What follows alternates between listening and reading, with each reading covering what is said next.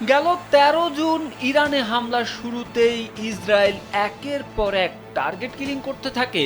তখন ইরানের সর্বোচ্চ ধর্মীয় নেতা ৮৬ বছর বয়সী আয়াতুল্লাহ আলী খামেনি আশঙ্কা করেন ইসরায়েল বা যুক্তরাষ্ট্র তাকে হত্যা করার চেষ্টা করবে।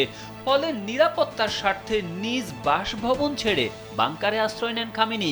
সরাসরি যোগাযোগ বন্ধ করে দেন, এমনকি যোগাযোগের জন্য মোবাইল বা কোনো প্রযুক্তির ব্যবহারও বন্ধ করে দেন। কেবল একান্ত বিশ্বস্ত দূতের মাধ্যমে সেনা কর্মকর্তা ও অন্যান্যদের সঙ্গে যোগাযোগ রাখেন।